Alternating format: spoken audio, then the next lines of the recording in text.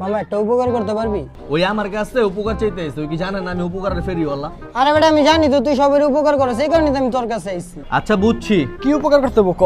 দীপু একটা মোবাইল নিয়ে ঘুরতেছে, বেচবো 15,000 টাকা, আমি 12,000 টাকা নিয়ে অনেক কান্দাকাটি করে আইছি, দেয় নাই। এটার লাগে মামা মনটা খারাপ, তুই কি ফোনটা লিয়ে দিতে পারবি? আচ্ছা তোরা 12,000 টাকা দিয়ে ফোন লিয়ে দিতে আসছে, আর ওই তুই 10 টাকা কাঁচা মরিচ না বাইচা। A few moments later. ওই যে মামা ওই তুই যেমন ফোন নাম্বার লিয়ে দে, তুই টাকা দে। এলে দিয়ে পুরো 12,000 আছে। আচ্ছা দাঁড়া নাই তো।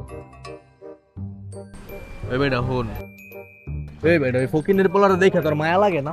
একটা গরিব পোলাবেন বেটা ফোন কিনবো, তুই ফোন বেচে ওর স্বপ্ন পূরণ কর, তোর স্বপ্ন আল্লাহ পূরণ করবো। আরে বেটা ওরে তো আমি কই দিছি ওর লেগে 15,000 টাকা। ছেড়ে 10,000 টাকা জোগাইছে 2 মাস না খায়া, 5,000 টাকা জোগাইতে গেলে তো মরেই যাবো গা। তুই কি চাস তোর লাগে মরে যাক? বেটা এত কিছু যদি আমি দেখতাম তোর জায়গায় থাইকা, তাহলে সারা ফোন ফাউই দিয়ে দিতাম। কি কস মামা, এত কিছু তার আমি জানি না। এলো ভাই ফোন, আগে মানুষ বাঁচা, আমার টাকা লাগবে না। তোর জায়গায় বেটা আমি থাকলে আমি এই কাজটাই করতাম।